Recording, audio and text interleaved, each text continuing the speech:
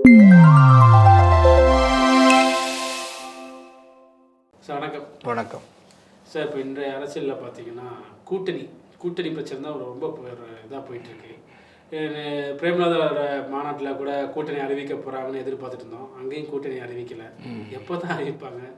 அவங்க தான் சொல்கிறாங்க, என்ன அர்ஜென்ட்டு, எல்லாருமே அறிவிக்காதப்போ நம்ம மாத்திரம் ஏன் அறிவிக்கணும்? முந்திரி கோட்டை நம்ம ஏன் முந்திரி கோட்டை மாதிரி போய் பேசணும்? அதனால் அவங்க சொல்லியிருக்காங்க. ஆனால் அதே அவங்க வந்து நேற்று காலையிலே சொன்னாங்க, 7 மணிக்கு அறிவிப்போன்னு அவங்க பிரதர் தான் மிஸ்டர் சதீஷ் சொன்னார். ஓகே, சந்தோஷமான விஷயந்தான். ஆனால் ஏன் இப்படி மாற்றி மாற்றி பேசுகிறாங்கன்னு தெரில. அரசியலுக்கெல்லாம் ஒன்றும் வரத்துக்கு முன்னாலே இப்படி மாற்றி பேசுகிறாங்களே, இவங்கெல்லாம் வந்தால் என்ன ஆகுன்னு தெரியலையே. அதுதான் விஷயம். இப்போது இன்னொரு எதுனா வச்சுங்களேன், இந்த அன்புமணி ஒரு சைடு, ராமதாஸ் ஒரு சைடு, இப்படி கூட்டணி வைக்க வாய்ப்பு இருக்கா? இல்லை, ஃபஸ்ட்டு அன்புமணி சங்கதி எடுத்துக்கோம். ஃபஸ்ட்டு அவர் வந்து நேராக போய் இபிஎஸ்ட்டை சேர்ந்து கூட்டணின்னு அறிவிச்சிட்டாரு. அவர் 2 பேரும் சேர்ந்து நல்லா மைக்கில் வச்சு சென்டில் எல்லாருக்கும் ப்ரெஸ் மீட் கொடுத்தாங்க. இதே அன்புமணி தான் இப்போ வைரலாக போயிட்டுருக்கு. ஆமாம், அவரோட இதுக்கு முன்னே ஃப்ளாஷ்பேக்லாம் போயிட்டுருக்கு. அவர் என்ன சொன்னார், இவரெல்லாம் லாய்க்கு இல்லை, இதுக்கும் லாய்க்கு இல்லை, அதுக்கு லாய்க்கு இல்லை, டயர் நக்கி அது இதுலாம் சொல்லி கேவலப்படுத்தினார். ஆமாம். இப்போ திரும்பி எப்படி போய் அவர் போய் சேர்ந்தார், இப்போ அதெல்லாம் போயிருச்சான்னு தெரியல எனக்கு. அவர் தான் விளக்கம் கொடுக்கணும் இதெல்லாம். இப்போது சொன்னாங்க, அதெல்லாம் இவர் நல்ல அறிவாளி ஆகிட்டார், இவர் புத்திசாலி ஆகிட்டார், இதனால் நமக்கு நாட்டுக்கு நல்லது, அதனால் இவங்களுக்கு ஆதரிக்கிறோம், ஸோ அதனால் எதாவது சொல்லலாம். அது எதுவுமே அவர் விளக்கம் கொடுக்காம அந்த மாதிரி அவர் சொல்லிவிட்டு திருப்பி இப்படி போய் சேர்ந்துருக்காரு. அது தெரியல, அது என்ன அவரோட பாயிண்ட்ஸ்ன்னு தெரியல. அவங்களும் வந்து இப்போது ஏதோ நிர்பந்தத்தில் சேர்ந்துருக்காங்களா, என்ன விஷயம், இல்லை இவங்க எப்படி இவங்களை சேர்த்துக்கிட்டாங்க? ஏன்னா இப்படி இல்லை, இன்னும் சொல்கிறாங்க, அன்புமணி சேர்ந்ததுக்கு காரணம் ஒரு ராஜ்யசபா சீட்டும் இங்கே லோக்கலில் ஒரு 18 சீட்டுன்னு நினைக்கிறேன். இத்தனை சீட்டுக்காண்டி சேர்ந்துருக்காருன்னு சொல்கிறாங்க. ஒரு மத்தியில் ஒரு பொறுத்து இவங்க எப்படி சேர்த்துக்கிட்டாங்க, அப்படி சொன்னவங்களை எப்படி இவங்க சேர்த்துக்கிட்டாங்க? என்னதான் இருந்தாலும் ஆமாம், அவங்க அப்பாவுக்கு தான் என்ன இருந்தாலும் முதல் உரிமை அந்த கட்சியாக வளர்த்ததே அவர் தான். அவரை மீறி எப்படி அவர் எல்லாமே சேர்த்துக்கிட்டாங்கன்னு ஒரு கேள்வி அது இருக்குது. இவர் இப்படி பேசணும், எவ்வளோ பேசினவர், அவர் எப்படி இவங்க சேர்த்துக்கிட்டாங்கன்னு தெரியலையே. அவங்களாம் பார்க்கவே இல்லையா, எல்லாம் மறந்துட்டாங்களான்னு தெரியல. அரசியல் சாதாரணமாக. இப்போ அண்ணாமலை பிஜேபி வந்து ஜெயலலிதா எப்படி விமர்சனம் பண்ணாங்க, எடப்பாடி எப்படி விமர்சனம் பண்ணார், ஆனால் இப்போ பிஜேபி சேர்த்துக்கிட்டாங்க. அதே மாதிரி தான் இதுவும் வெற்றி கூட்டணி அப்படிங்கிறாங்க. அது எப்படி பேசுனதெல்லாம் பேச்செல்லாம் மறந்துடுவாங்களா? அதான் இப்போலாம் ரெக்கார்டிங் இருக்குமா, யூடியூப் தட்டால் அவங்களுக்கு எல்லாமே வருது. அப்படி வந்து கலைஞர் இதுலேருந்து பார்த்தீங்கன்னா வைகோவுக்கும் கலைஞருக்கும் ரொம்ப சலசலப்பு வரும். அவங்களே பார்த்தீங்கன்னா வலுவான கூட்டணி, எப்போதும் நாங்கள் திமுக தான் இருப்போம் அப்படிங்கிறாங்க. அதை நம்ம என்ன சொல்கிறோம்? ஆக்சுவலாக அவர் வைகோ வெளியே வந்தது காரணமே இப்போ ஸ்டாலின் உள்ளே வந்தது தான். ஆமாம். அப்படி இருக்கும்போது இப்போ ஸ்டாலின் தான் தெய்வன்ற மாதிரி பேச ஆரம்பிச்சிட்டாரு. அடுத்த யாருமே கிடையாது அந்த கட்சியில், உழைச்சவங்க யாருமே கிடையாதான்ட்டு. யாருமே உழைக்கல, அவர் தான் உழைச்சிருக்காருன்னு சொல்லிட்டு இருக்காரு. ஸோ இந்த மாதிரிலாம் இருக்குது. இது வந்து ஆக்சுவலாக எப்படி சொல்கிறதுன்னு தெரியல. இவ்வளோ மட்டமான அரசியல் அவங்க யாரும் எதிர்பார்த்துருக்க முடியாது. ரொம்ப மோசமாக இருக்குது. யாருக்கும் கூச்சநாச்சம் இல்லாத எது வேணால் பேசலாம், யாரை வேணால் பேசலாம், எப்படி வேணால் சேர்ந்துக்கலாம், எப்படி வேணால் பிரிஞ்சிக்கலாம். இது என்ன அந்த மாதிரி வந்து ரொம்ப மோசமாக போச்சு. ஒரு பேசுகிற வார்த்தைகளுக்கு மதிப்பு இல்லாத போயிடுச்சு, அவ்வளோதான். நீ என்ன பேசுனையோ அதுக்கு வேல்யூவே இல்லை. இன்னும் நாளைக்கு எதை வேணால் பேசுவாங்க அரசியல்வாதிகன்ற மாதிரி இவங்களே உங்களுக்கு முன்னத எக்ஸாம்பிளாக இருக்காங்க. ஒருவேளை வைகோ வந்து தன் பையனுக்கு சீட்டு கிடச்சிருச்சு, ஜெயிச்சிட்டாரு, அதனால இங்கேயே இருந்துக்கலாம் அப்படின்னு ஒரு பிளான் பண்ணி இதெல்லாம் சுய லாபத்துக்காண்டி இருக்கிற மாதிரி இருக்குல்ல. ரொம்ப மோசமான அரசியல். இதெல்லாம் வந்து இப்படிலாம் அரசியல் பண்ணிட்டு இருந்தாங்கன்னா மக்கள் வந்து ஒரு டைமில் இவங்க எல்லாருமே வந்து ஒதுக்கிடுவாங்க. இதெல்லாம் வந்து மக்கள் யாருமே பார்க்கலன்னு நினச்சிக்கிட்டு நடந்துகிட்டு இருக்காங்க. முன்னாடியில் சோசியல் மீடியா இல்லை, வெளியே தெரியாது. இப்போதான் உங்களுக்கு பழைய இவரோட ரெக்கார்ட்லாம் உங்களுக்கு யூடியூப் தட்டினா இவர் என்னென்ன பேசினாருன்றது வருது. அப்படி வரும்போது அவங்களுக்கு தெரியாதா? முன்னெல்லாம் அதுக்கு ரெக்கார்ட்ஸ் கிடையாது, அதெல்லாம் மறந்துடுவாங்க. இப்போ அப்படி கிடையாது. நான் பேசவே இல்லைன்றாங்க. பேசவே இல்லை, அன்றைக்கி ஏதோ சொல்லிட்டேன் அப்படின்வாங்க. இப்போ எல்லாமே இருக்க. இப்போ கமலஹாசன் அவ்வளோ பேசினார், டார்ச் லைட் எடுத்துமே அங்கிட்ட கொடுத்து டிவியை உடைச்சாரு, எல்லாம் முடிஞ்சிச்சு. இப்போ என்னாச்சு, இப்போது எல்லாத்தையும் விட்டுட்டு இப்போ வந்து அங்கே போய் சேர்ந்துட்டார். ஆஃப்டர் ஆல் ஒரே ஒரு ராஜ்யசபா சீட்டுக்காக. ஓகே, சந்தோஷம்தான். அவரும் சந்தோஷப்பட்டால் ஓகே தான். அவர் கூட இருந்தவங்களே என்ன ஆவாங்க? ஆனால் இன்னொன்று பார்த்தீங்கன்னா சார், கமல் கட்சி ஆரம்பிக்கும் போது ஆரம்பித்து எலெக்ஷனை சந்திச்சிட்டாரு. அதுக்கப்புறம் பார்த்தீங்கன்னா அவர் கூட இருந்தவங்களும் திமுக போய் சேர்ந்தாங்க.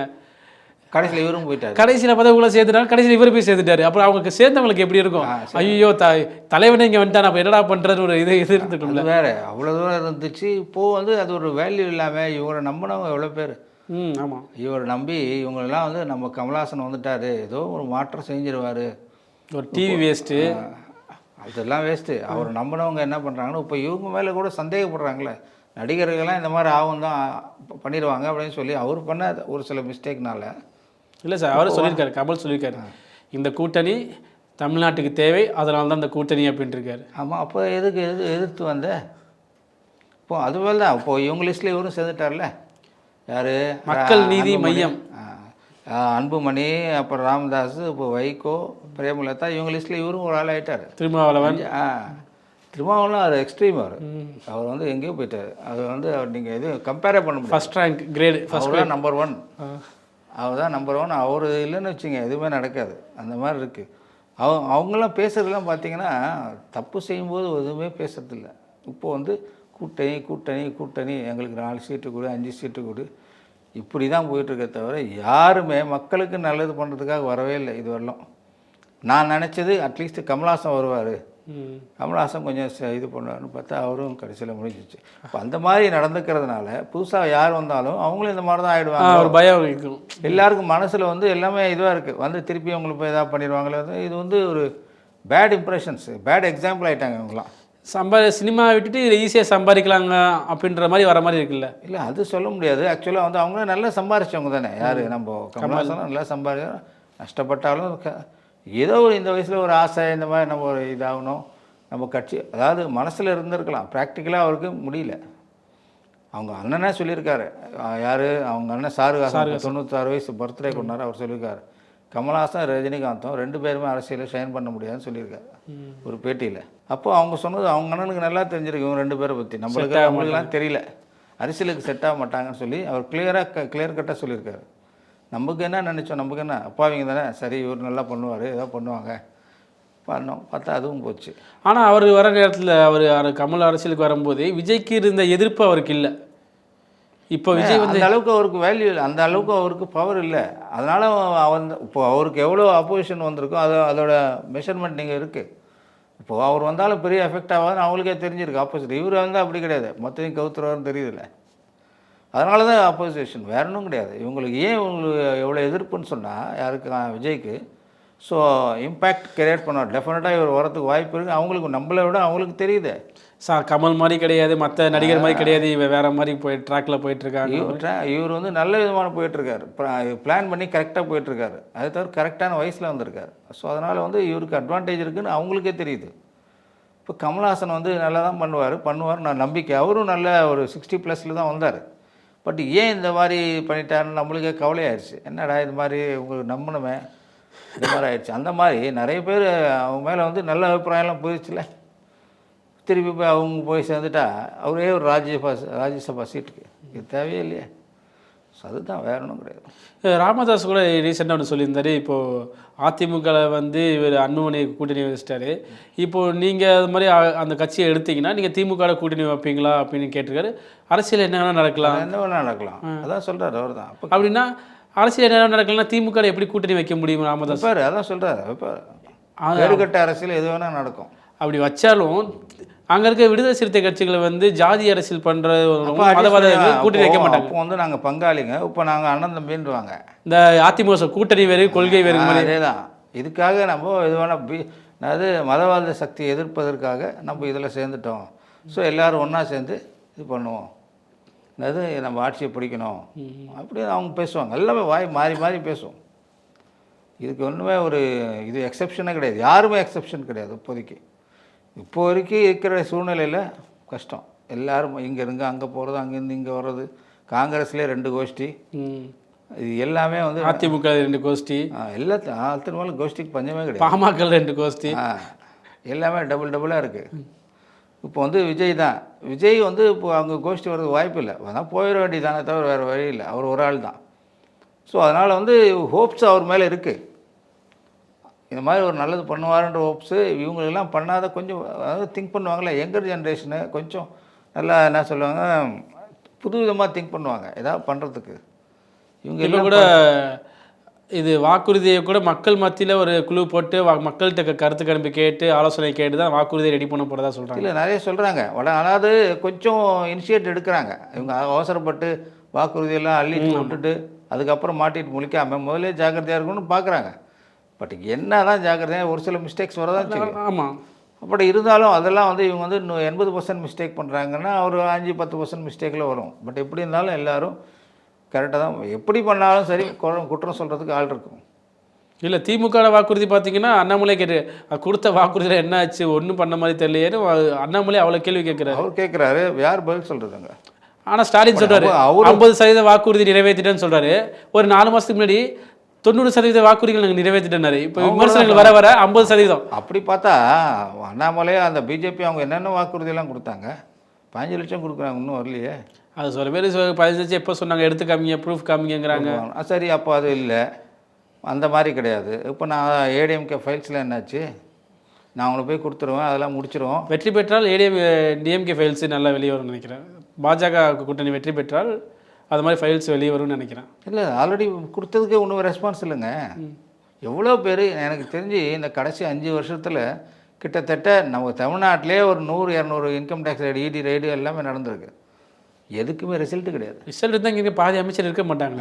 அது அமைச்சர்னு விட்டுருங்க, பப்ளிக் எங்கெங்கே பெரிய பெரிய ஆளுங்களை போய் இவங்க இடி ரைட் பண்ணதுக்கு எல்லாமே இவங்களுக்கு இந்த தண்டனை, இவங்க வந்து இது தப்பு பண்ணிட்டாங்க, இவங்களுக்கு இது தண்டனை, இவங்க சொத்து நம்ம கன்ஃபிஸ்கேட் பண்ணியிருக்கோம், இந்த மாதிரி வந்து நம்ம சொத்தை நம்ம பறிமுதல் பண்ணியிருக்கோம், அந்த மாதிரிலாம் எதுவுமே வரலையே.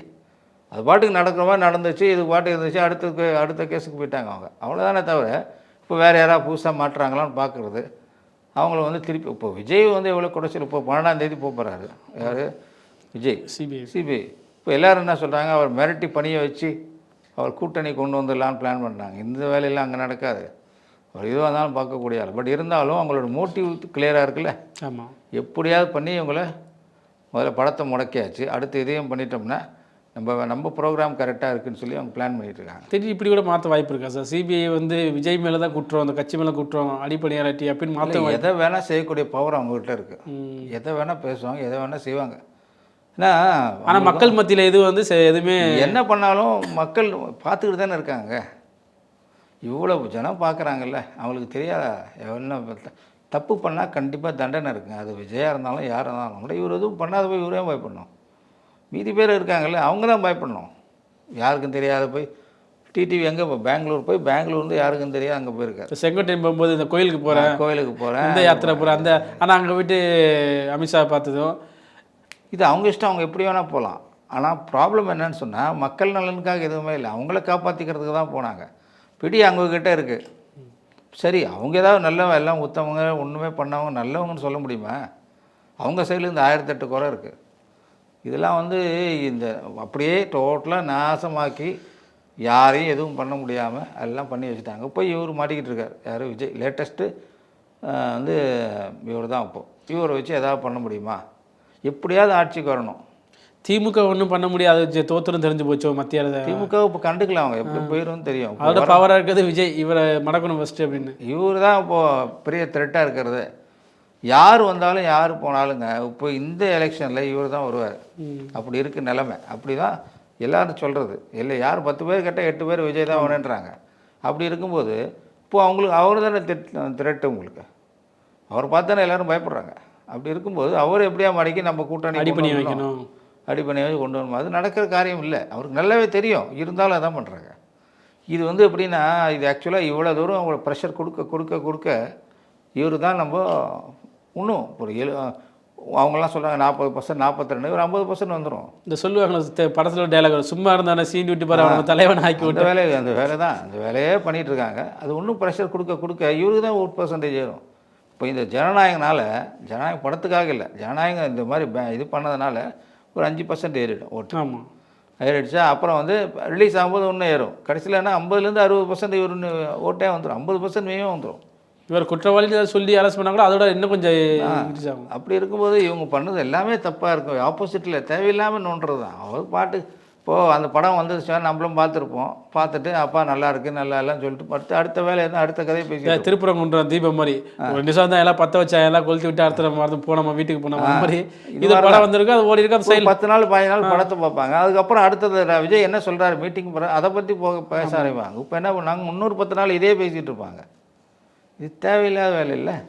இதுதான் இது டோட்டலாகவே முடிச்சு விட்டாங்க அவங்க.